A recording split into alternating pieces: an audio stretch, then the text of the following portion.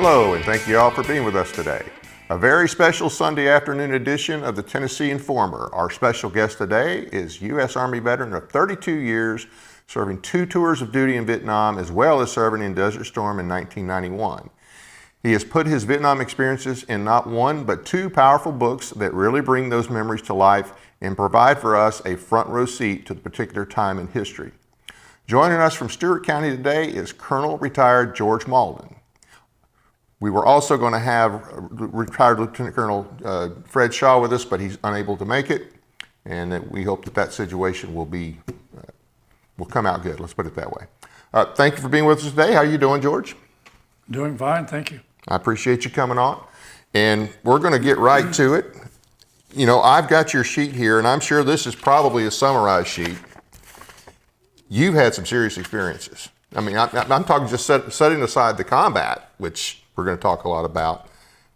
Thank you. You really got around. I did. In a good way. I did, yes. Yeah. So before we get to that, I just want to get a little more background. I know you lived in Stewart County for a long time. I've known you for several years. So where are you originally from? I was born in Albany, Georgia.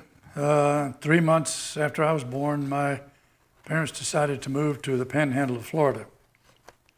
I've never quite understood why my dad made that decision, except I have an older brother, so at that point he had 2 children, and he was going to become a farmer. Right. And I think that was maybe his approach to avoiding the draft. Possibly. We never really, I wish I had pinned him down on this. Anyway, we lived there until I was age 5, or until the war ended. Right. In 45. And when the war ended, we moved to South Alabama. I went up to junior high there, and then we moved to Orlando, Florida, just north of Orlando, and went through high school there. Okay. So you spent a lot of time in Florida then? A lot of time. Okay. Yeah. And so why'd you join the Army? You enlisted initially in 60. I did. Well, I was about to be drafted. Okay. and I was a great admirer of German artillery. I'd heard a lot about it from, in some cases, veterans who on the other end of it. Receiving end of it, Right. yes. So I thought, well, okay, I can stay out of the infantry by if I volunteer, I can volunteer for the type training I want. Right. So I volunteered for the artillery. Right. Now in 60, they were drafting in 60 because Vietnam didn't really. I know there were troops there early. I actually had an uncle who was there early and in surrounding countries. But they were drafted in 1960? Yeah, but they were not drafting in the numbers they were later. Yeah. Right. Oh no. Okay. Yeah. Yeah, I wasn't aware that they were drafting at that time. Okay, wow. So you enlisted, you did 3 years, got out E5, you wanted to come back in and be an artillery officer. You went to Fort Benning, and you saw the light and decided to go infantry, right? Well, as I've explained, the artillery OCS is a lot smaller. Right. They have far fewer quotas for candidates than infantry. Right. That was one thing. Secondly, I did not realize what was actually happening. That already President Johnson was preparing a unit at Fort Benning, right, that would ultimately become the 1st Cav Division, and that we were. Frankly, I think he misrepresented the facts to all of us, American citizens, by saying that we will not fight the war in Vietnam. We will assist them, we will advise them, and we will provide logistical support.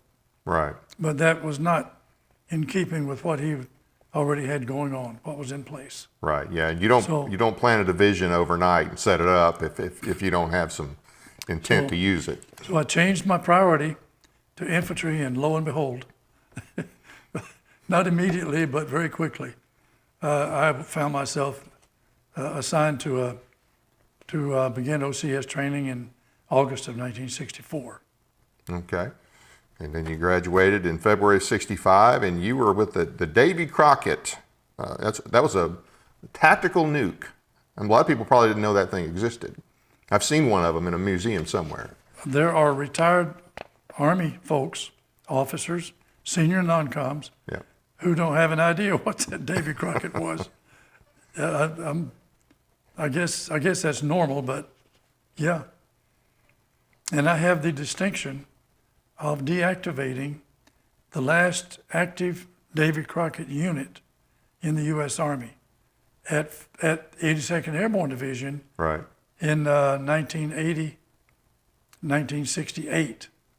So they weren't around for very long then. No, and they were, the idea that the battalion commander could have A tactical the nuke. authority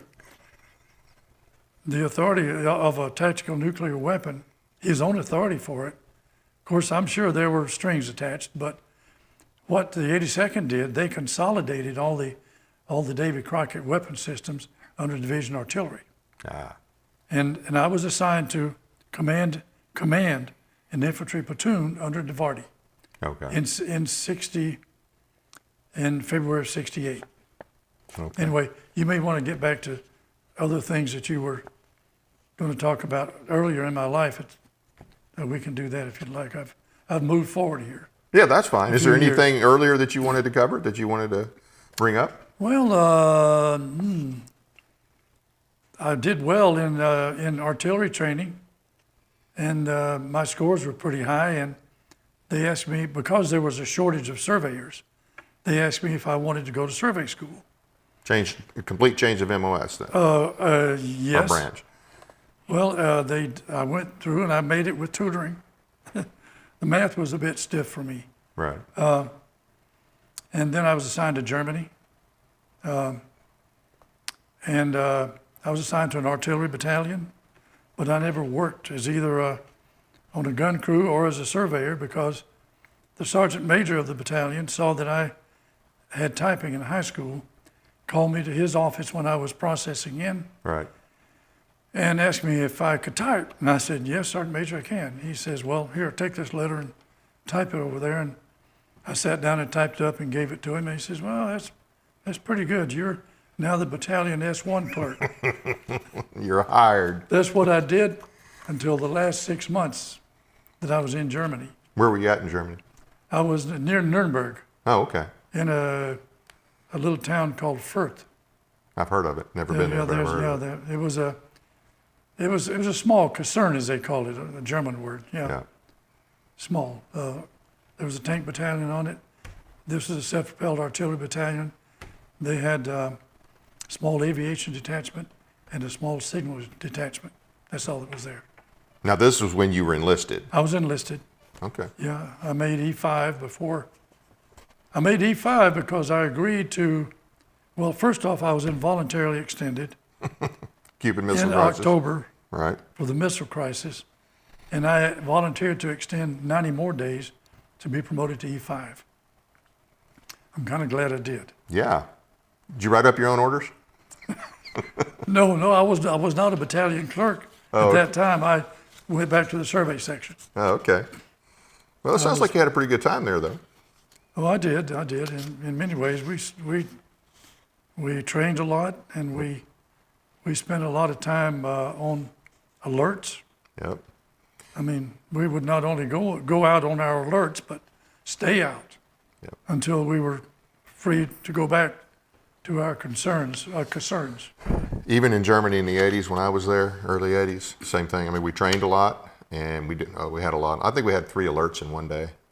I mean, it was just back to back, and it was, an alert was a pretty common thing at that time, and probably even more so in your time, especially around the Cuban Missile Crisis time. Well, I mean, there was great concern about the Soviets coming through the Fulda Gap. Yeah, yeah. I mean, legitimate, I believe, Oh, yeah. especially during the time of maniacs like Khrushchev and a few others. They took us there when I was stationed over there. Said, "Okay, guys, we just want you to see where you're supposed to die at." What time frame was This that? would have been 84 to 86, somewhere in there. Yeah.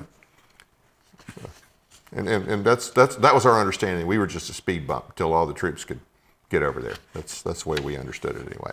I think that's what it was. Yeah. It would have been ugly. It would have been all kinds of ugly. So you closed out the Davy Crockett, and then from October of 68 to July of 69, you were in the 9th Infantry Division. Isn't that 9th Infantry Division? That was Colonel, oh, what is his name? He wrote a book about face. I don't know why I can't Not remember. Hathcock. Oh, no, not Hathcock. He's a You're thinking about Sniper. Sniper. No, not Hathaway. Oh, my gosh. We're thinking about the same guy. Yeah, we are. We are. He commanded a battalion. He was a brigade commander also. Right. He was primarily riverine. Yeah. In the 9th Division, he was I think that was 3rd Brigade. I was in the 1st Brigade of the 9th. Okay. 9th Division, yeah. As I was in the 1st Brigade of the 1st Cav Division earlier, right. Wow. I wrote that someplace in there because the 1st Cav, that 1st Brigade of the 1st Cav was airborne. Right. Airborne tyranny, airborne weaponry, transportation, everything. Right. We never made a jump. I was on jump status the whole year I was there. Right. Never made a jump, but that was okay with me. Yeah. I think there'd be a lot of bad LZs there in Vietnam. I think that'd be a problem. So, and we'll get to this, but it does say you were one of the first load of American troops to be withdrawn from Vietnam. I was. Wow. I was. So first in, first out. Well, I wouldn't say I was first in. No. I didn't go in with the 1st Cav either, you know. Okay. They went in September of 65. I was a replacement. The whole plane load I was on went to the 1st Cav in early January 66. Okay. Yeah. So, and I think now your first book covered your first tour, right? Pretty much. No, the first tour was strictly about my second tour as a company commander. Okay, your first book. Okay, all right, and we'll get to that a little more. I still want to go through this because you've got a pretty remarkable career. I mean, granted, you had enough time to do all this. 32 years is a long time. I was so very fortunate, really. Really, I was. Yeah. And we talked about it before. You know, if you want more to do, then do what you're doing good, and you'll get more. You know, it's not like they find somebody else to train up. It's like, hey, this guy can do it. And I'm confident you can do this too. And here, have at it. I really believe, though, that I was probably a better infantryman than I was anything else. You know, we develop a mentality in the infantry. Yep. If you get enough of it, especially in a war zone, I mean, you kind of feed on it. Yeah. I know this is not easy to understand, but you feed on the excitement at times. Right. There are down times, of course, but you get a lot of adrenaline Yeah. when you're in a war zone if you're a combat troop. Yeah. And I don't think there's another type of adrenaline probably that matches that one. Not that I know, anyway. Yeah. So did you become an adrenaline junkie afterwards? Well, almost. I mean, yeah. I missed the action, and the action was draining, physically and psychologically, as a company commander. Right. I think that was true of certainly platoon leaders, the lieutenants, Right. and at the captain level, we had the same. Now, at the battalion level, I mean, the battalion commander didn't run the rice paddies and was not awake all night on ambushes or. Right. Not out there all the time. No, Right. it was different. Yeah. But it was physically draining. The Mekong Delta is not your friend. How hot does it get over there? It doesn't get, I don't think it reaches 100. But it's humidity. The humidity is 100%.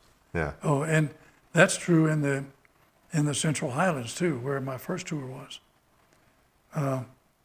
You get under that jungle canopy with 90 degrees, very high humidity, it'll just drain the liquid right out of your body.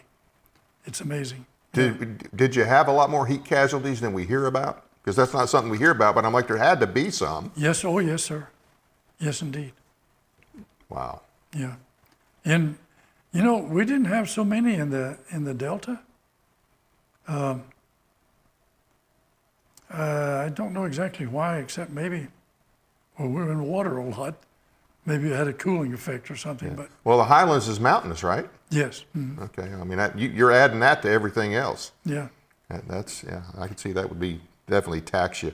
I never did go to Afghanistan, but that's one of the things I heard a lot of the guys talk about is, hoofing it over there. That's, especially at altitude. Right. So you came back in. Now you're an officer. You've had your first command in October of '68 to July. This was in the 9th Division, and you come back. You complete your bachelor's degree in Tampa. You speak Arabic, and you're well versed in the whole Middle Eastern culture, to include the Islamist ideology or doctrine, however you want to look at it. You worked at DIA for a while, the Defense Intelligence Agency, and I'm kind of skipping around here. Mm-hmm. You were in 80, you were the attaché for the training course of Hebrew language, and this was in Tel Aviv. You were an assistant army attaché in Tel Aviv, Israel. Mm-hmm. You spent a little time there. It looks like you spent a few years there, 3 or 4 years. That assignment was 3 years, right, in Tel Aviv, right. Yeah. Mm-hmm. What was that like? Well, they have a saying, there's never a dull day in Israel, and that's about the truth of it. Wow. Yeah, I wondered at first, I was kind of puzzled why they would pick me to be an attaché in anywhere. I was not an intelligence officer. I had very little. Well, by that time I had been an all-source intelligence analyst, right, for several months. But that was the total of my intelligence background. But when I got there, I began to realize why. My job involved more making assessments, collecting information and making assessments on what the Israelis were doing in the northern part of the country, vis-a-vis their neighbors. right. The Palestinians had moved into South Lebanon. They had some weapons that could reach into northern Israel quite easily, especially the larger Katyusha rockets. Right. And they were also making ground incursions into northern Israel. And so one of the things that I could do because of my background, I had airborne, you didn't dwell on, and nor you shouldn't necessarily, but I was in the 82nd Airborne Division. Yep. In '68, and I had mechanized infantry experience. After I graduated from OCS, I went to Fort Hood and I served in a mech infantry battalion until they decided to send me to Vietnam. And then I had air mobile experience. So you had it all. And so forth. And I even have riverine experience. We were inserted by LCMs and air cushion vehicles. I didn't like any of that air cushion thing. But what is that? The air cushion vehicles? Air cushion, yeah. Do you know what the Marine LCAC is? I've heard of it, but Landing craft air cushion. They have a cushion around the bottom, right, big old rubber cushion. Right. They have propeller that drives air down into it. Right. And it can skid across the water or any other smooth surface at very high speeds. They have one propeller to drive them right, forward or reverse, and one that pumps air down into this cushion effect. And they could, the ones we had were smaller ones. The Marines have the LCAC, right, which can, I don't want to get too much in the Marines here, but can transport a small tank and I think a platoon of infantry. Wow. Now, I have had one ride on one, and I believe it, it's big. The guy who flies it is a pilot. Wow. He has a pilot rating. That's what I said, wow. Anyway, let's don't get off in the Marines, but I wanted you to know that I had riverine experience too. Anyway. So all the avenues, everything that they would be using. I can drive by a unit deployed in the field, unless it's so well camouflaged, you can't really see what it is. Right. but you can see how big it is, probably. Yeah. There'll be telltale signs that will give you an idea of what it is. Right. I could do that because of my background, all the units I'd served in. I knew all about land equipment, Yeah. been in the artillery, mechanized infantry, straight infantry, well, you name it. So I could make assessments pretty quickly about what was taking place, Right. what was deployed where, and what its capabilities were, and so forth. That's when I realized why I'd been chosen. So we were spying on them. Well, of course. Okay. You think they don't spy on us? Oh, I'm sure they do. I think they do more than They've spy. they've been caught at it a number of times. But let's don't get too deep into this. I don't. Right. Right. You know, I don't think I'm divulging anything that is not well known. Right. Right. And then you were you were the commander at the 8th Psychological Operations Battalion, SOCOM, there in Fort Bragg. And you went to the U.S. Army War College, 87, 88, and you researched Islamic terrorists in Boston, Massachusetts. Wow, that's well before we had the bombing there in Boston.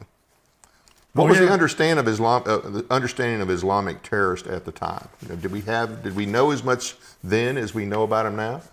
Oh gosh, no. We've been forced to focus on them, you know, to know Right. who they are and to be prepared to fight them. Right.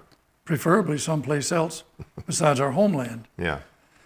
No, we didn't. I focused mainly on the Mujahideen Right. of Okay. Iran, but Osama bin Laden was just becoming a known factor. Yeah. Knowing, you know, by that I mean that he was a radical. Right. We had made that determination by that time. But I focused mainly on trying to understand who the extremists were, Right. and answer the question, at least to myself, are they a threat to the United States? Right. All Muslims are not. The extremists are very much a threat to the United States. And of course, we have a lot more extremist organizations now than we had then. Right. And we know a lot more about them. We've been forced to find out Yeah. who they were, where they were, and what was going on with them. I know that bin Laden and the Mujahideen fought against the Russians in Afghanistan. But was there any Russian involvement in the Middle East with trying to promote Islamic terrorism at that time frame that you know of? In the Middle East. Yes. In the Middle East, promote Islamic terrorism. None that I was aware of. No. Okay. Yeah. No. I'd heard somewhere that the Russians had been involved in that early on. I was just curious if you ran into any Well, of that. they may have. If there was such a thing going on, that might have been pretty close hold Right. intelligence information. So you are a U.S. Army War College graduate, and then you retired. Oh, by the way, you were the chief of the U.S. Army Military Cooperation at the U.S. Embassy in Oman, supporting Desert Shield and Desert Storm.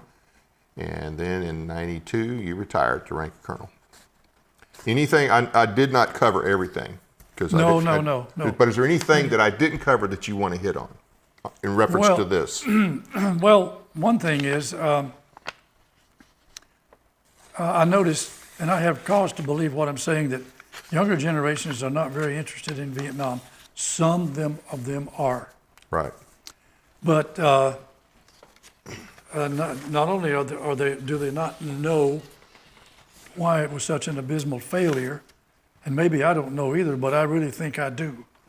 And one of the big reasons, if you would compare Vietnam to the amazing support that our troops got in Iraq and Afghanistan both, Right.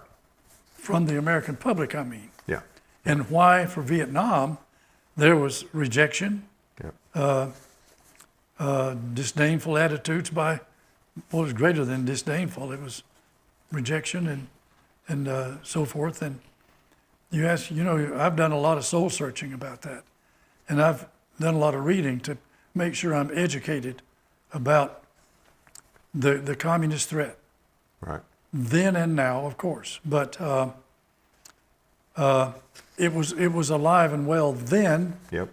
But no, not but and we had just finished in 1955 preventing the spread of communism to the entire Korean Peninsula and probably to Japan as well, because we had stopped Right. the North Koreans and with the Chinese behind them, Yeah. supporting them.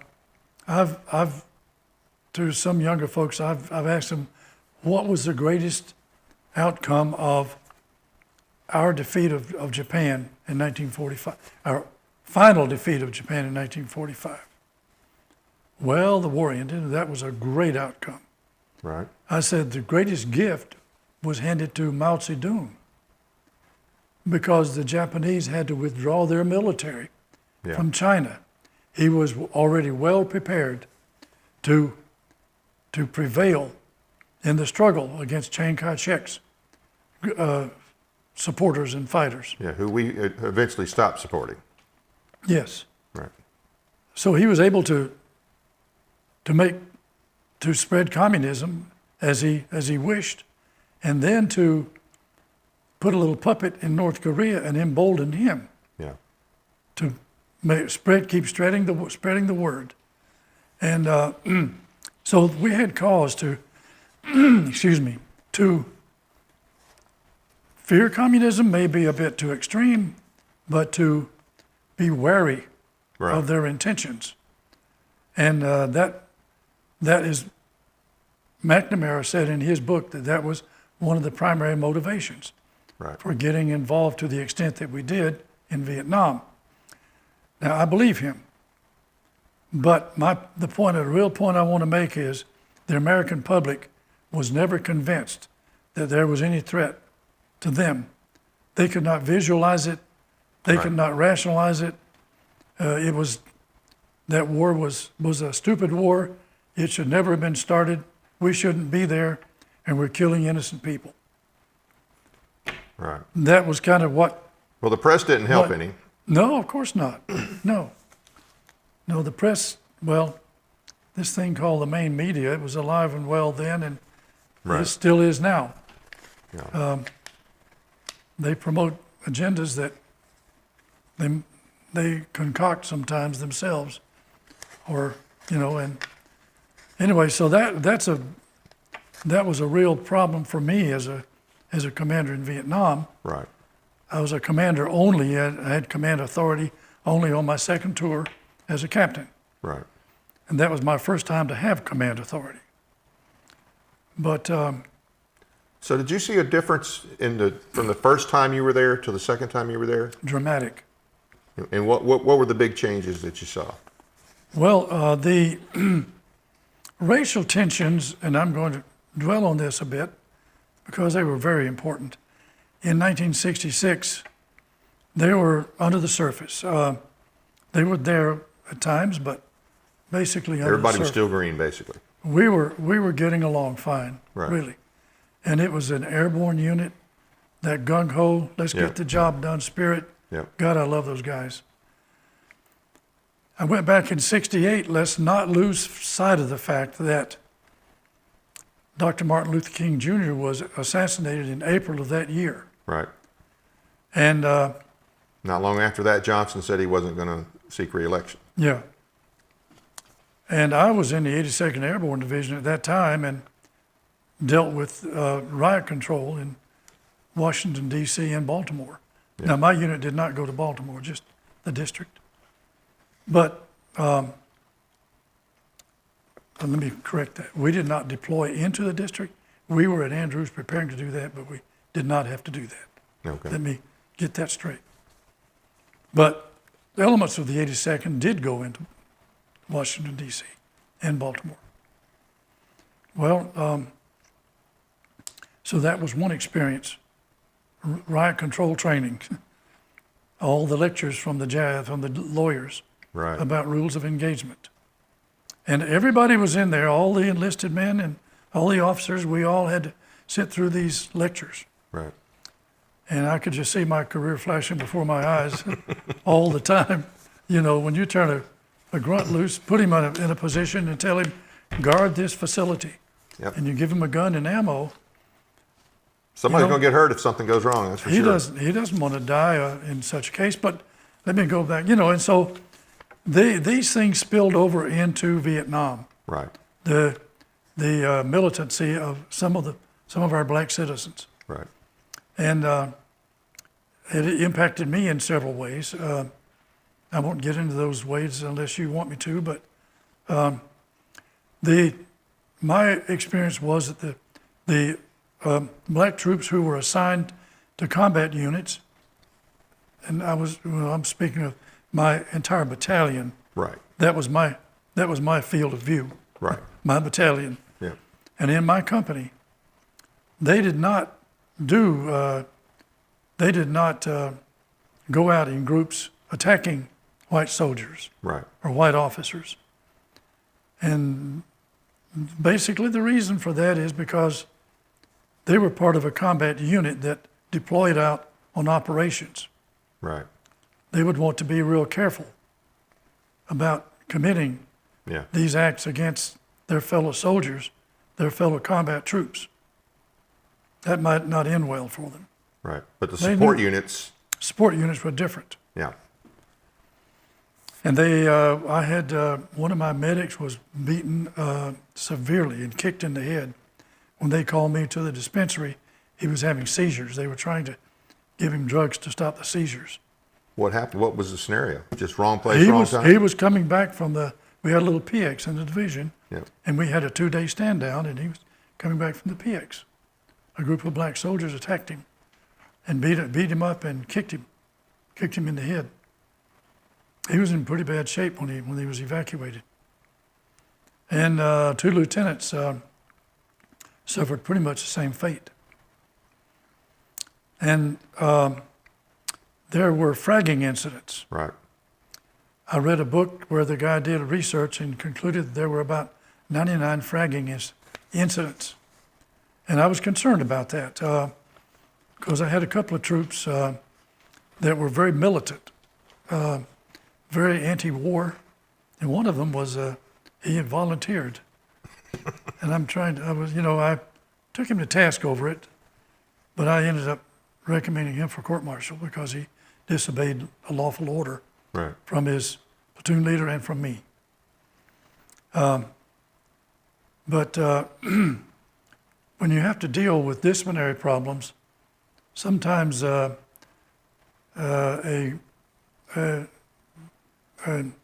unruly soldier can take it upon himself to rectify things by his standards with an explosive device or something. Yeah. That's why I may have written in there, I'm not sure, but I at times felt safer Yes. deployed out there in the than- jungle Yeah. than I did back in the rear. But it was mostly the support soldiers that you were concerned about. Yes, sir. Okay. But now you were the second tour. You were a company commander, right? Yes. Okay. Well, for over 6 months, and then I went to battalion operations as the assistant operations officer, but I didn't stay there very long. The brigade commander pulled me up to the brigade to be his air operations assistant operations officer for air operations. Okay. So let's talk about some of the other things. I mean, you've got 2 different books. Your first book was published in '06. It was self-published. Your Sons, My Soldiers, Our War in Vietnam, and this was a commander struggle, published by Author House in 2005. Still available on Amazon. And your upcoming book, it's a memoir. It's different than a lot of memoirs because it's, number one, you have short stories, and then you break it down into 2 different categories. And one of the categories is bizarre things that happen in war zones and when things go wrong in combat. So let's just start with wherever you want to on that, because this sounds pretty interesting. Well, I'm laughing because bizarre things that happen in a war zone. I have several such stories there. They're more about things that go wrong in combat, and they do. Oh, they do. There's a lot of humor in bizarre things. Right. There's a tremendous amount of humor.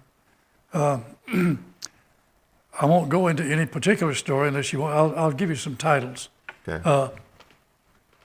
The orangutan caper. Well, you got to tell that story. Well, monkey see, monkey do. Okay. The Claxton fruitcake caper. Claxton fruitcake. Okay. You wouldn't think there's anything humorous in that, but the way things went, there's a lot of humor. And there's one. Let me see. What is the title of this one? Now, these are things you actually experienced while you're over there. Oh, totally. These are my experiences. A lot of bull. A water buffalo bull Right. that we did not know was near us. We were on a patrol, Right. single file, cutting our way through the jungle. This is on my first tour, and he attacked us. Oh, wow. Knocked down one of my soldiers and injured him severely. So, and he kept coming back for more. And at first, several of us were shooting at him, and I said, hold it, cease fire. Nobody shoots but me. I was afraid we'd shoot each other. Right. He was running after us, coming after somebody, and Yeah. by that time we knew what to do. We'd duck behind a tree, and he would go and come back, maybe after the same guy even. So a lot of the shots that I was able to shoot at him were straight on, and those M16 rounds were just bouncing off his head. Yeah. And they actually would ricochet off his hide in some places. Oh, wow. They might split him a little bit, but they wouldn't go in there. I shot over 40 rounds at him before I dropped him. Wow. I did. I'm not sure they all hit him, Yeah. but pretty much most of them did, I know. But finally, I was able to blind him. Yeah. I was shooting for his eyes. When I blinded him, then he was if he could smell us, he'd come toward us. But he'd run into a tree or something, you know. Right. He's blind. How long did this last? Probably 15 minutes. You know, when he would run through us, I had to stop shooting. Yeah. And wait for him to clear, you know. And Right. sometimes he wouldn't go far enough away for me to shoot safely. Yeah. Then he'd run back through. And anyway, so when he was far enough away that I could shoot at him, I would. But that's just one of the stories. That's a bizarre thing that happens in a war zone. What about the orangutan? Well, and early on in my tour, you know, now this was '66. I was a motor platoon leader, and we air assaulted into an area in the Bongson area of the Central Highlands, and my platoon set up much of the time with the Battalion Forward Command Post, or TOC, Tactical Operations Center. And they moved a 105 battery in with us. Right.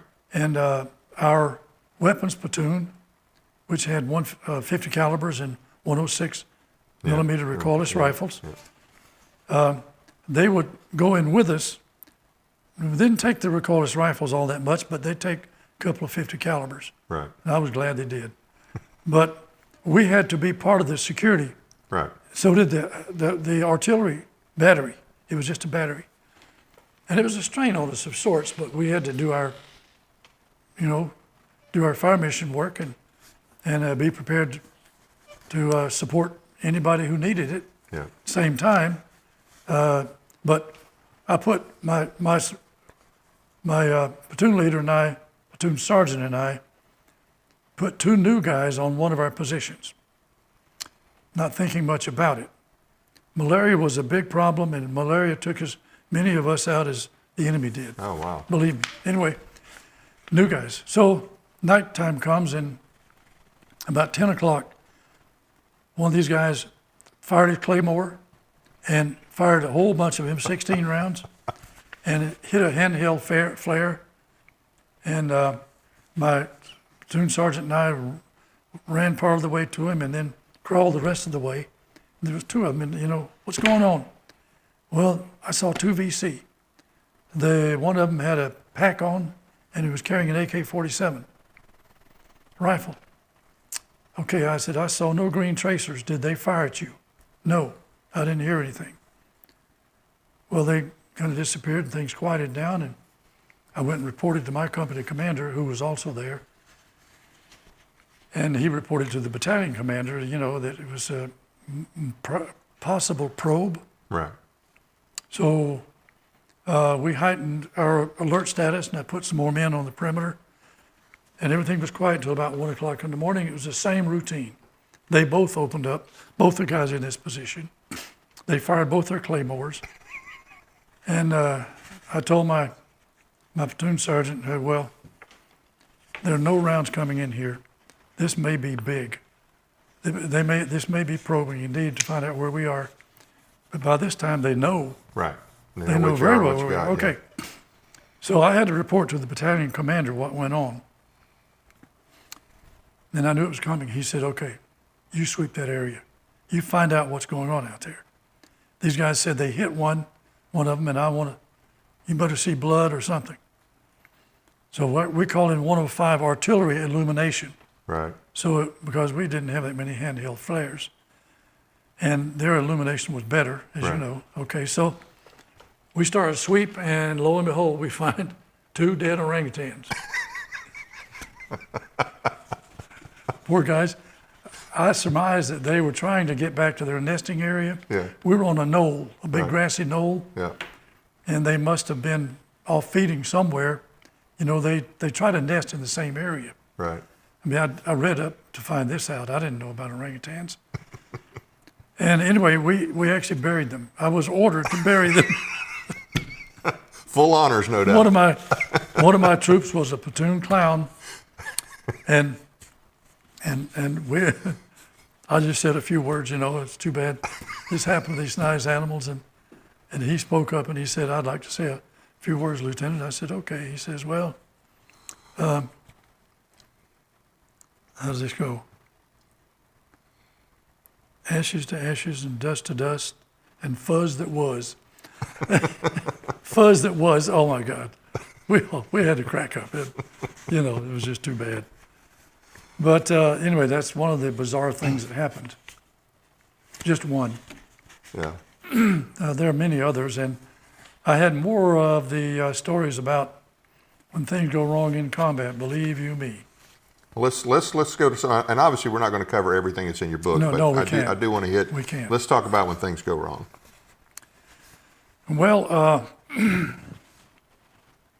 the operating environment has a tremendous influence on how things go for you. Right. And the Delta is an incredibly punishing place to be, because if we're not in a stand down mode, if we weren't, we were wet. Right. Our feet were always wet. Yep. We carried dry socks. We would change socks, put on dry socks, take 3 steps, And they're wet. and our feet are wet again. So I had a lot of immersion foot, Yep. a lot of fungus. Fungus was a terror for all of us. And that was just part of it. But there were lots of canals in our area of operation. So if you're going cross country on foot, you have to deal with those canals. They were very dangerous. These canals, the Mekong Delta is so close to the Pacific Ocean there that the river's influenced by the tides. Yeah. And it will back the water up in a big way in our area of operation because we were so close to the ocean. And the river was so large. And more than once, snipers killed some of my men. And they were after me, anybody around a radio. Right. Oh man, and I had men killed more than once by snipers, but they never fired on us until they knew they could escape. Right. I never was able to exact my revenge on a sniper. Never was. I'm kind of generalizing here a bit. One of my my policy about, we were, the majority of our casualties were from booby traps. The majority, yeah. Bungee sticks and whatnot. Well, no. They didn't do punji stakes very much. They had a few punji pits in areas that had high ground, Right. but there were not that many punji stakes, no. But a lot of our booby traps were made with grenades, even U.S. grenades. Right. Don't ask me how they got that many. I don't know, but they did. Maybe by overrunning ARVN units or something. Yeah. But my policy was you never pick up or move a booby trap. Yeah. Leave it alone. If you think we'll come back through that area at some Mark point, it.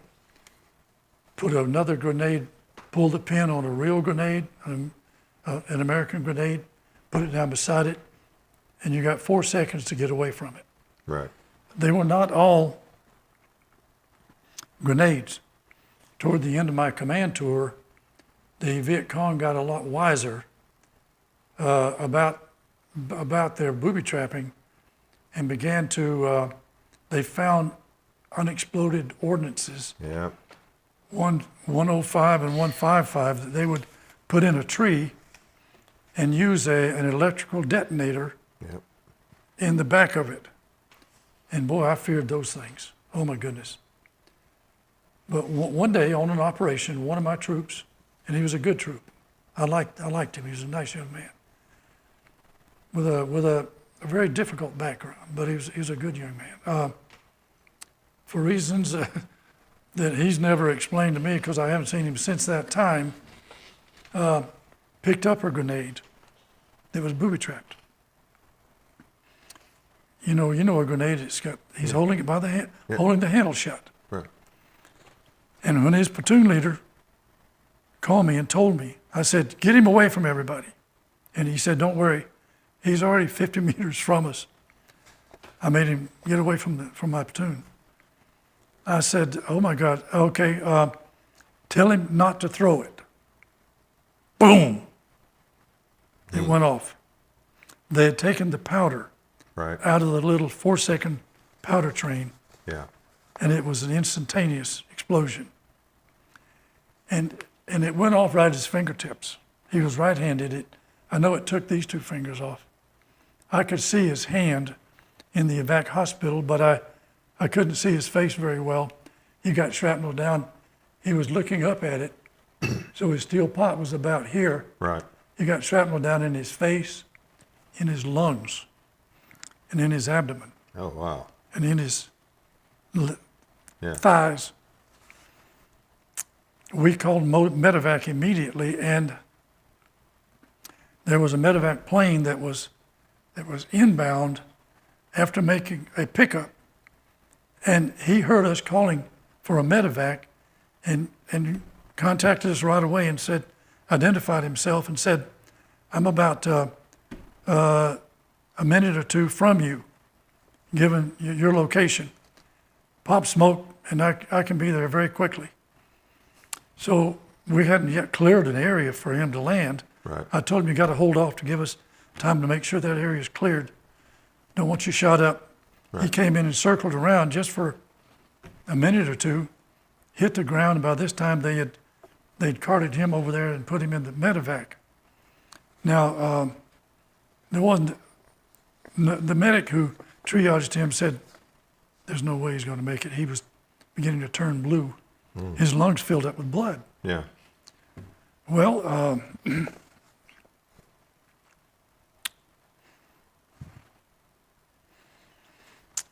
just a minute. Let me get a drink of water. Yep. That's fine. And anything you don't want to talk about, that's fine.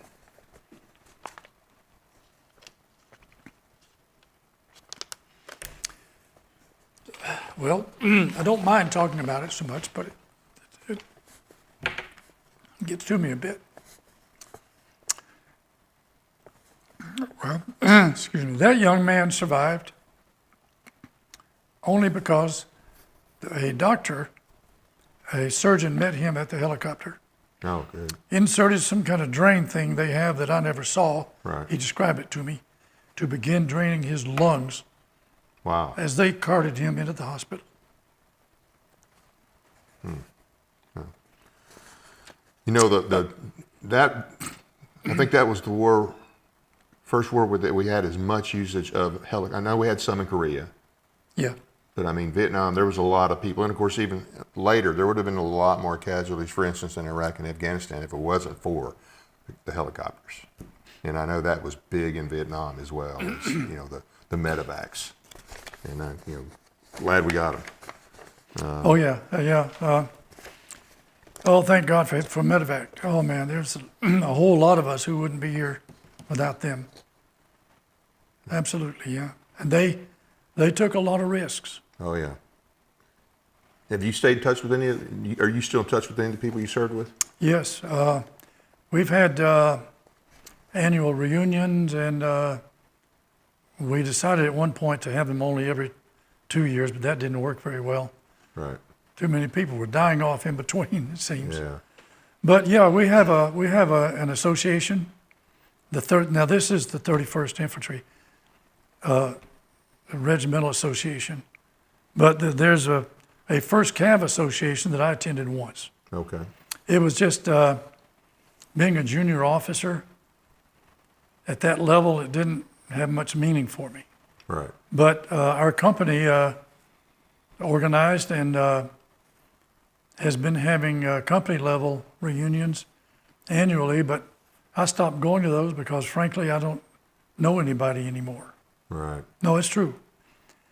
The senior NCOs that we had in that battalion or in that division, the First Cav Division in Right. 66, Yeah. a lot of them some were World War II Yeah. And Korea veterans. and Korea veterans. Yep. Yep. The officers, same.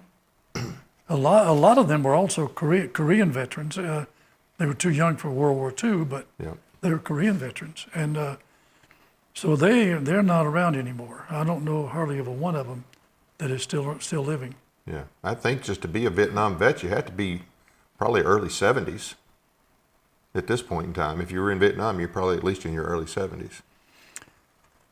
I don't know, but some of those guys had 3 tours. They joined the Army right at the end of the war, of World War II, I understand. Right. So they didn't get much combat, Yeah. but they are World War II veterans. They got on just in time to say that they are. They're all good people, though, you know. So, just looking down at some of the things here, and we'll talk about this a little bit. But, you know, the bonds with combat. So the guys you served with. You talk about it just a little bit now, but Yeah, well, it's very unique, right. and it's lifelong, as far as I'm concerned, and I still have contact with some of my officers and my enlisted, and some of my NCOs, but so many of them have passed on, Right. and others are in pretty poor health. Yeah. I'm blessed. I mean, to be here. I'm not in great health. No, let's not, stretch that all that far. But You still get out and hunt and fish, right? yeah, I do. Yeah. Mm-hmm. So we talked about this when we first started. You mentioned, okay, you know, the communist threat. And of course, during that time, the Cold War, you had the Soviet Union, and by that time, China. And I think that's one of the reasons we ended up in Vietnam, because, well, we realized we'd already lost China. And so, and I think people understood then that there was this big contest, you know, between the communist and the free world, so to speak. And I know even when I came up in high school in the late 70s, early 80s, they still taught us about communism. They still taught us about why it was bad and why America was good and why our Constitution meant something and the freedoms that we had. I don't think they teach that much anymore. I think the communists are still a threat. I think a lot of what we see in our streets today is communism. But going back to that time, that's what McNamara said we were there for, to stop the spread of communism. Okay. And I don't doubt that's what we were there for. But now let's talk about how we attempted to carry it out, or whatever, because you did have here costly mistakes, logic and decision making, victories and defeats. That's so. let's kind of hit it from that angle. Absolutely. Well, how we went about it. There were rules of engagement, of course. Right. They didn't. Well, one thing we couldn't do was to pursue the enemy across a border. The North Vietnam. Then, Right. no, the Viet Cong and the North Vietnamese. Right. Now, in the Central Highlands, we fought the North Vietnamese army a lot, Yeah. and the Viet Cong to some extent. But there was a much greater population in South Vietnam, in the southern part of South Vietnam. Yeah. There was a sparse population there in the Central Highlands, mainly coastal, and some of the bigger cities, like if you want to call Pleiku a city, it was a city, and Right. but the coastal areas had more people than any of the Central Highlands areas. We used to recon by fire with 105 artillery. Yeah, we would walk it ahead of us. That's pretty good stuff. Yeah. But you couldn't do that in the Delta. Right. But I think the rules of engagement that affected that war effort more so applied to the Air Force, where they could bomb, when they could bomb, and what they could bomb. I mean, I've seen video of them going over and, you know, bombing, dropping napalm, just looks like they obliterated everything. But that doesn't really give me any context for how often that was allowed or used or the situations. But you're saying that the Air Force was actually pretty restricted. Well, they were the North Vietnamese, and there in Hanoi, they put hospital Red Crosses on Everything. on the buildings where they were storing SAM missiles and various other things that were used against us. And Right. now, if what I've read is accurate, the military commanders wanted to take them out, and the civilian component said, no, you can't bomb that. That was, but also our ground troop commanders at the higher level, they wanted to be able to pursue. Right. Now they did, eventually, some of that happened, but not enough to disrupt the flow of men and materiel, the weapons and fighting material into South Vietnam. The Ho Chi Minh Trail was one of those Right. great places, and we interdicted them quite a lot. I know we did. But it was pretty extensive. So But doggone it, yeah. they were very perseverant. Yeah. They were, to their credit. So pretty much the whole time there, the ground troops were limited from pursuing, and they couldn't really. I mean, they couldn't go into North Vietnam, No, and they were even were they limited to a certain distance from the border, or they were just limited No. in general? You don't pursue. you don't pursue across the border. Okay. We did pursue to the border quite a lot. Right. But in the South, on my second tour, because it was so populated, it was sometimes out on operations, you couldn't rely on artillery Right. getting to you in the time to help you out. Because the authority chain was so lengthy, and it included provincial chiefs and what have you, to get approval for artillery fire in some areas. So what's the longest it could take? I mean, so if your platoon is out and hey, you need artillery, how long? Maybe 10 or 15 minutes before you could get it. That's a long time when you're getting when they're right there on you. Wow. Yeah. Mhm. That was a factor, and for us down there, and it was exceedingly difficult, as every guerrilla war is, as every insurgency is, Right. because you don't always know who the enemy is. Right. And one day he's out, a farmer following his water buffalo, plowing his rice paddy, and then the next day he's setting booby traps and firing Katyusha rockets into the division camp. Stuff like that. Yeah. Was there ever a overall plan that everybody understood that how we're going to win this, or was it just going to be attrition? Was it just going to go? We're just going to we're going to stay here until they quit, with no real plan to make them quit. Is that Well, accurate? the idea, basically the idea had to be to attrit them until they were no longer functional. But, How do you do that in a situation like that? well, the typical successful insurgency succeeds only because there is a neighboring country or two where they can use Right. to supply themselves. And they use Laos, Cambodia, and I think there was another one. Mainly just Laos and Cambodia, Okay. right? I don't know of another one.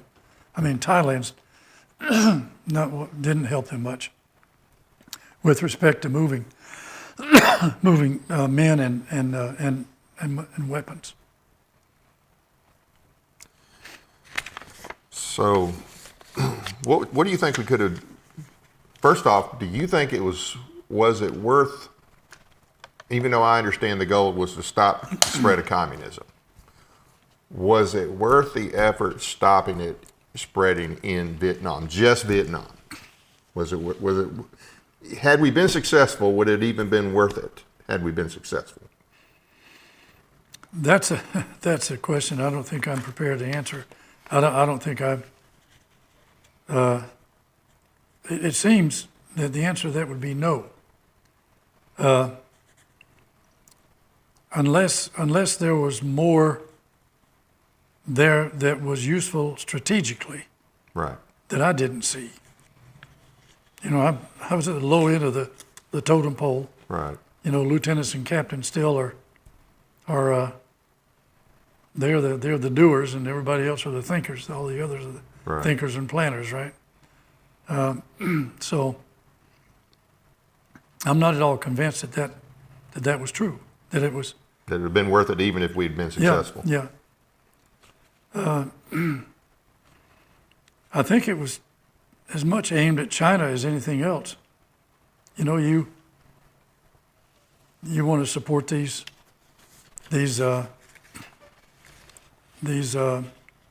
attacks on democracy and people who have freedoms Right. and force communism on them, and well, we're going to put a stop to that. We didn't. No, and then right after the war, what do? We go meet with China, and that's always galled me as I got old enough to understand. Like, wait a minute, because now I used to read a lot about Vietnam. My dad and both of his brothers served there, and so I've read quite a bit about it. And you know, you get different views from. But one of the things that I always read was we were really leery. We did not want China to do what China did during the Korean War, and so we really wanted. We were, you know, hey, we don't want to do that. We don't want to provoke them. So you're already going in there with one hand behind your back because you're worried about China getting involved.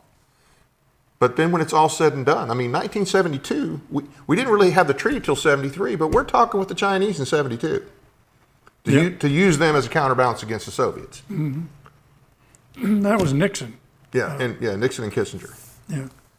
So, I mean, did at the time, did that, for people like you, did you like, well, wait a minute, what are we doing here? I tried to shut Vietnam out of my mind for so long. Right. In 72, I was in Arabic language training Yeah. in Monterey, California. And, Right. I mean, we're still in Army uniform, but there's not much Army there, Yeah. you know, in that institute. Yeah. But, I mean, I was, you know, to the extent that I could, I was keeping abreast of things pretty well, but it was a lost cause. And it was horrible to lose so many good American citizens Right. in pursuit of that. Right. Right. Over 50,000, and you know the 1st Cav Division lost over 5,000 killed. Wow, I did not know The that. 9th Division was a little over 2,000. Wow. And a lot of us, we were killed with booby traps. I knew they were pretty prominent, but I didn't know that the casualty numbers were that high with the booby traps. I mean, I know obviously it's something to be worried about when you're over there, and you see the movies, and there's always a booby trap in the movie, but I had no idea of the numbers that were killed from that. Well, if I could draw a contrast, now we had our problems, we had our threats. The enemy was good at what he did. Right. He was good at his craft, but he's primarily Viet Cong. You move north, especially far north. Those guys were hit with artillery, North Vietnamese artillery. Right. We never had artillery fired on us, and we had mortars fired on us. Yeah. A 120 mortar will get your attention, buddy. Yeah. And let me tell you, even a 60 or an 82 will. Right. So I mean, it's kind of the same, but it was not often, Right. because the only way to move a 120 around for the Viet Cong was by water.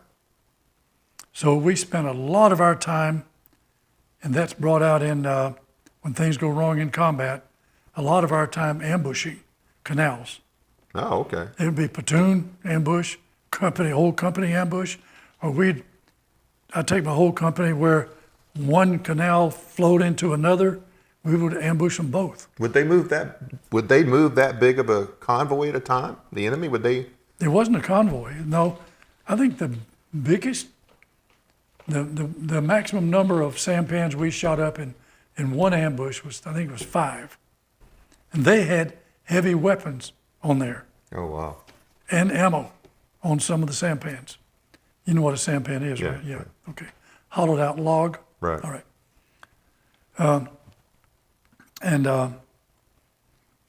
So they couldn't just, fire. I mean, of course, the North Vietnamese, I know they probably had restrictions on the amount of ammo that they Right. could use on, for any one purpose to make sure they had a reserve. But Yeah. I know some of the Marines, my Marine friends, they were fired on almost every day with artillery. Wow. They would fire counter battery, but they could, pull these guns back into a cave or a cavern or a hole or something. Well, like the siege of Khe Sanh, I mean, that was a long siege. That was, I think that was primarily Marines, Yeah. but it took them a while to break through to put an end to all that. Yeah. Yep. Well, see, we didn't. Now in the Central Highlands, that was different. They could get pack howitzers in there fairly easily on pack animals, Right. like water buffalo and elephants. I don't think they used elephants that much, Yeah. but they used water buffalo a lot. So when we found a stray water buffalo, a wild one, or a stray one, Right. in the woods, Took care of it. we dusted him off. Yep. Now, if you wouldn't mind, let's talk a bit about I'll call it my second career. Sure. I mentioned that I was in Arabic language training in Monterey, California in '72. Yep. Well, that language, I was ordered to do that against my will with a subsequent assignment to Saudi Arabia Yeah. as an advisor to the Saudi infantry school. I do not think that I was the best qualified for that, but I was going to be the assistant advisor. Right. Major, the advisor was lieutenant colonel. That started my Arabic speaking career. Well, after that assignment, it was a 2-year assignment. In July of '75, then I came back from Saudi Arabia to the Army Command and General Staff College at Fort Leavenworth. At that time, my assignment officer in Washington, he and I talked a bit about future assignments, and he said, you need a second specialty or skill. You can't all be S3s, you can't be XOs at brigade level. Right. You can't all do that. There aren't that many spaces. So you need an alternate specialty. So he says, you're a shoe-in for a foreign area specialty. You've got area knowledge, area experience, you speak Arabic, you tested well in it. You go into the FAO, it's called FAO, Foreign Area Officer Program, and that will be a great secondary for you. I said, okay. I said, well, what about infantry assignments? Don't worry. Don't worry. We will alternate assignments for you to keep you current. That was a big lie. It was a big lie. Your recruiter told you a lie, huh? Well, he's not a real, well, I know. yeah, my assignment officer. Anyway, Right. I agreed to it, Yep. but I didn't quite understand all the training I had to have.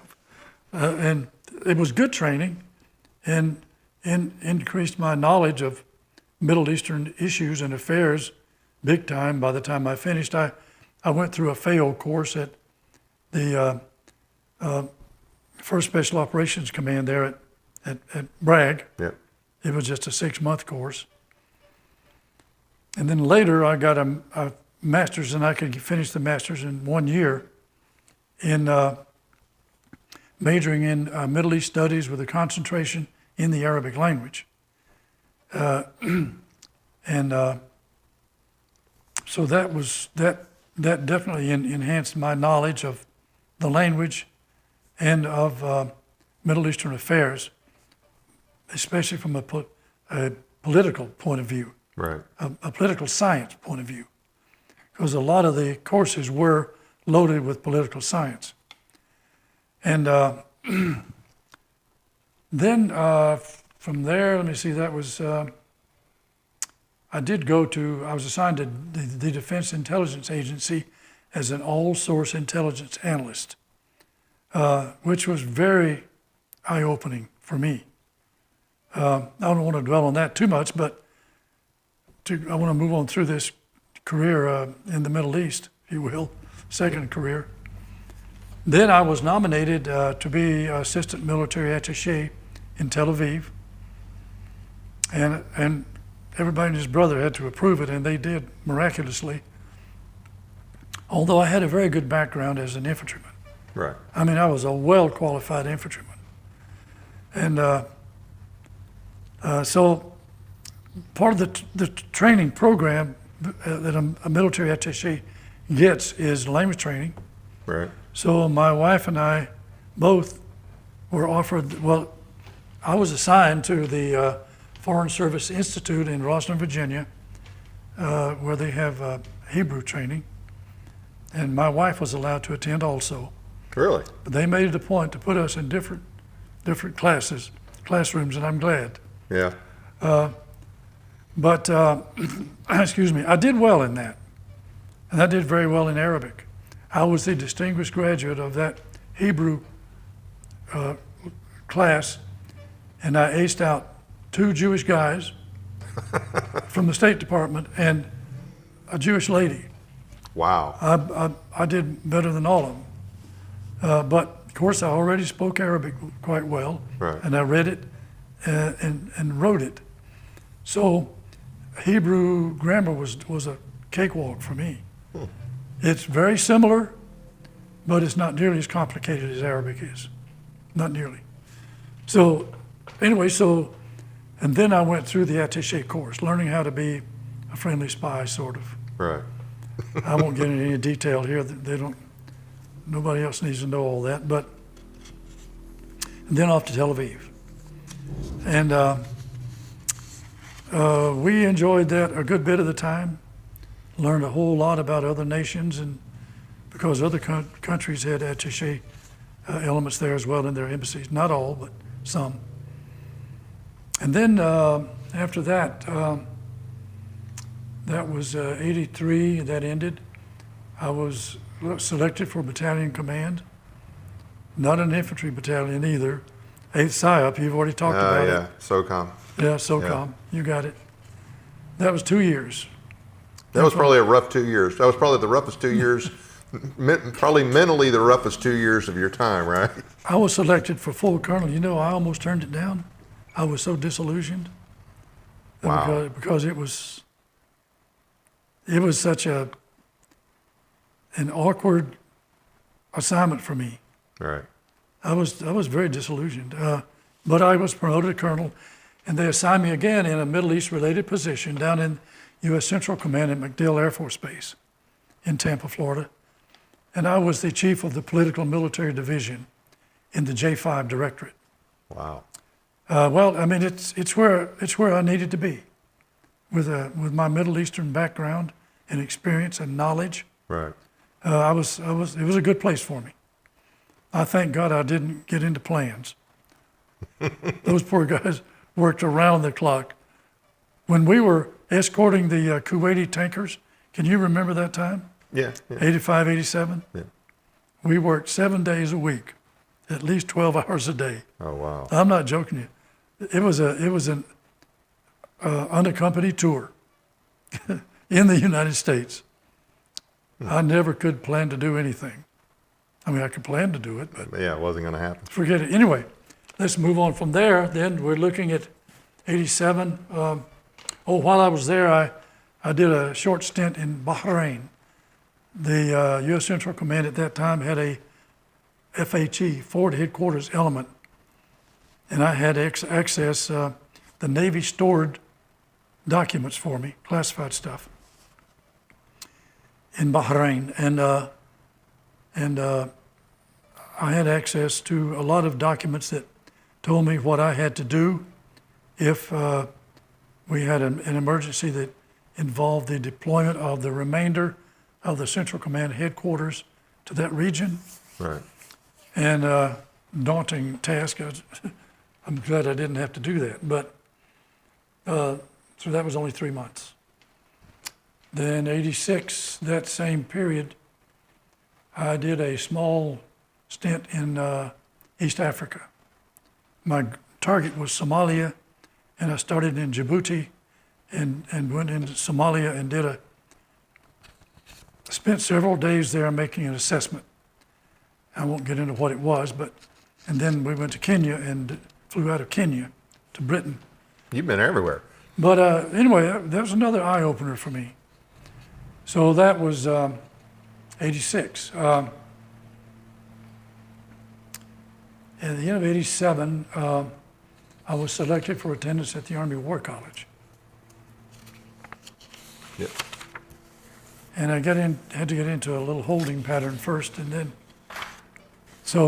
but instead of, I was offered a chance to, instead of attending the Army War College at Carlisle, to spend that year attached to the Harvard Middle East Studies Center as a visiting Middle Eastern scholar.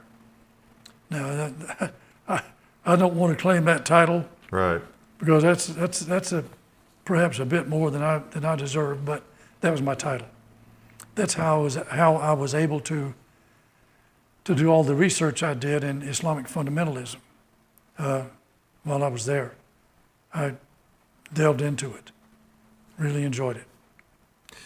And that's probably why you ended up being in charge in '89 as chief of the U.S. Office of Military Cooperation at the embassy, supporting Desert Storm and Desert Shield. I'm sure that probably had a factor in it. Well, the Army was going to get its utilization out of me, and they offered me that same position in the UAE or Oman, and I chose Oman. And I'm kind of glad I did, because it was a very huge learning experience, and you would not believe the many tasks I had when Desert Shield kicked off, when Saddam Hussein's forces Right. invaded Kuwait and ousted the Kuwaiti government and took over the whole country. I had no idea. I mean, I had a good idea that I knew that I had a lot of duties that would befall me. Right. I was a U.S. Central Command representative in that country. Right. And so the two-star general was my boss, my military boss in that job. The ambassador was my State Department boss in that job. And Wow. it was an amazing tour, but I was the right man. I fundamentally believe in the right place at the right time. And so was General Schwarzkopf. So I'm sure you met him more than once. Oh gosh, yeah, he came down there 3 times. Were all the meetings nice and calm and everything was good with Schwarzkopf, or did you see him in action? I did attend some meetings with him because I was I hosted him as a full colonel in that Right. embassy, I hosted him. Yeah. There were some meetings I did not attend. I never saw anything contentious. Right. Well, there was the- no contention. It was his way. Well, Pretty much, right? but the Omanis respected the hell out of him. Yeah. And the Omanis were very forthcoming in assisting us in some vital ways. Right. They made, I think, 2 wings of their hospital available to CENTCOM right at the last minute before the kinetic started Right. in January. He requested it, and it didn't take them long to approve it. It was awesome. Good. And the support that could be provided to the fighting troops from Oman were very substantial. A lot of air refueling took place out of Oman Okay. for even ships on carriers, or fighters on carriers sometimes. Right. B-52s flying in from, let's just say, southern directions. Yeah. They would refuel coming out sometimes, or they would refuel going in and hang around and go back in and refuel again. And man, they were busy. It was, anyway, I won't be any more specific about Right. what was there, That's fine. but they had a very significant refueling capability. And the Omanis were what we had in the cooperation agreement we had with the Omanis was very, very, very supportive of the war effort. Let me just generalize. That Desert Storm. After Vietnam, you had some pretty lean years there in the military, and then Reagan gets back in, starts rebuilding the military. I came in '83, and I know we trained a lot. I mean, I was in Germany at First Duty Station, and everybody trained. And I've always heard that, and I understand the Iraqi army was not what we thought it was. Okay, it was not the 10-foot tall giant that we thought it was. But I'd always kind of heard that kind of, it showed that we had rebuilt after Vietnam as far as our training, morale, so on and so forth. Do you agree with that, or do you think maybe that's a little overstatement? Well, we did know, and it was factual that Saddam Hussein had a pretty good armored force. But the big problem with dictatorships, They trust nobody. and that includes absolute monarchies. Yeah. You know very well that an absolute monarchy means it's a dictatorship. Yeah. Call it what you want, right? Yeah. And I was able to observe up close and personal about a lot of these things. I have a lot of stories I could tell you that there's no time here for that, but the mere fact that these let's say any dictatorship, but let's talk about the Middle East in particular. Iraq, Saudi Arabia is an absolute monarchy. The Sultanate of Oman was, I'm not sure it still is. They delegate responsibility without authority. Right. The Israelis don't do that. They are smart enough to realize that their non-commissioned officers are valuable. Right. They can accept responsibility. They can exercise good judgment. Yeah. And they are leaned on to do that. And we do, or we used to. Right. Yeah. We used to. And if I have one big, huge complaint about my time as a company commander in Vietnam, is I did not have my E7s. I had one. All of my slots were filled, and they were someplace else doing duties for the sergeant major. Don't think I didn't complain about this. My battalion commander complained about it. So And that was brigade that was allowing that? The division commander was behind it. I mean, he gave the sergeant major the authority to do that. I did get one other E7N. Right. I won't say his name here, but I don't like him. he was in E7, had been in the 1st Cav Division, first tour. Man, I was so happy. I almost hugged him when I got him. I said, gosh, I'm glad to see you. I look forward to working with you. And God, the troops need you, man. Yeah. Within 2 weeks, he pulled out a hip pocket profile on his ears. And he couldn't be out where he couldn't keep his ears clean. And I lost him. And He now, was gone. so your other platoon sergeants, the E6 is filling in. Were they? I mean, they didn't have enough. They didn't have that much experience in, right? They were just. We had the shake and bakes, remember? Yeah, I knew. I'd heard of them. Very yes. good people. Right. Yeah, but Very smart people, yeah, but they lacked everything that an E7 platoon sergeant brings. yeah, And that's wisdom, that's experience. He is not only a good leader, but he is also a good advisor, a good mentor. right. And the troops lean on good sergeants like that, senior sergeants like that a lot. Yeah, And I needed them. At times, I had an E6 staff sergeant as a acting platoon leader. right. I had no E7. My platoon leader was dead or wounded. And he was the most senior of those guys. Wow. I know it's shameful. And it's not like we were hurting for troops overall. We weren't hurting for numbers overall. Mm-mm. Any other books planned for the future? Oh, I have several. Oh, yes. I mean, well, one is a children's story. I'm working on that now with a grandson. He's the illustrator. Maybe use the orangutans in that?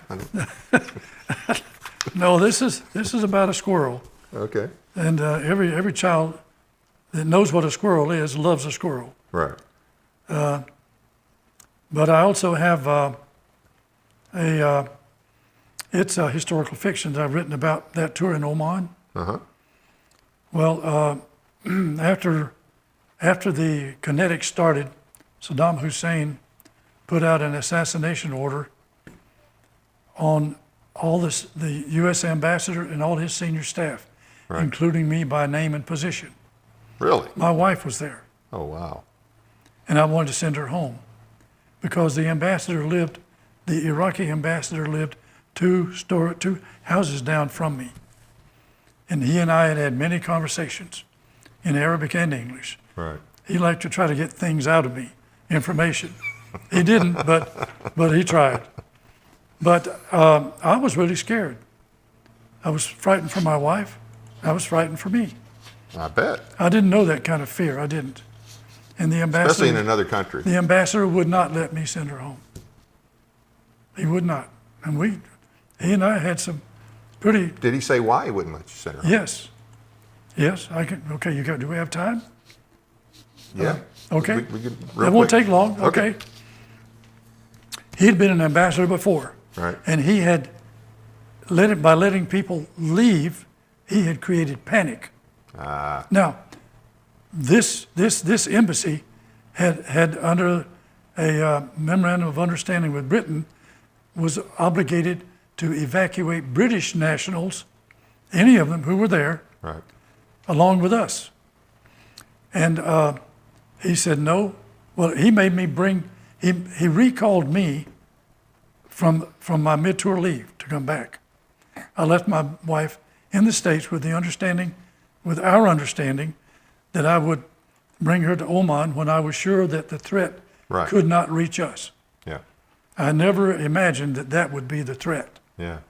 But also the Omani intelligence operatives told us that Saddam Hussein had dispatched 4 new people to his embassy Wow. coming through their airport, and that what do they call that bag? There's a package that embassies can excuse me, ship into a country through Right. all of its inspection mechanisms, but they can't open it. Yeah. I forget what it's called. Diplomatic pouch. That's it. But they had X-rayed it, and it had guns and ammo and money in it. They thought it was U.S. dollars. So that just really scared me. And I figured they'd try to get us on the road. That's the easiest way, the quickest way, and they can escape much of the time. So I told her, from this point forward, we cannot ride in the same vehicle to go anywhere. Right. If they get me, they'll kill you too. Anybody else in the car. Yeah. So that, anyway, it was very stressful for her and for me. So you got some stories to tell. And there were other things that happened that I won't get into now. Right. That just made it worse. And he still would not let me evacuate her. No, I was very upset about it. Oh, I bet. As you can imagine. Well, so you still got a lot of stories to tell then. I do. And we can't, there's no way we can cover you in an hour and a half, but hey, I do appreciate you coming on. Any closing thoughts? Anything that you want to say that you haven't said? Well, I would like to say that and your Army experience might have been the same way, but the Army was good to me and good for me most of the time. I can't say that war is anything that one would seek out, Right. but it's necessary sometimes to protect us and our way of life, and I would still support it today. Yeah, we have to have an army. We have to have a military. I mean, it's a bad world out there. That's not going to change. That doesn't mean that we necessarily agree with the way our military has always been used, or in some cases abused, but you have to have it. We need all our services, Yeah. including now a Space Command. Yep, absolutely. Well, hey, thanks again for coming on. I'd love to have you back. You put out another book, or if you just want to come back on and talk some more, we can cover, because I know I didn't do you justice in an hour and a half, okay? But Don't get me started on my stories, because I have a lot. We'll do that. We'll have you come back, and we'll just. I do have a lot of stories. We'll do that. If you're interested, we'll do it. Many of them are not in print yet, but maybe I can get them in print. But thanks a lot. I appreciate the time to talk about myself and my military experience. Thank you. Well, I'm glad to have it. And your book is on Amazon. That's your. Okay, this is my first book is on Amazon and at Author House. At Author House. It can be ordered there as well. Yeah.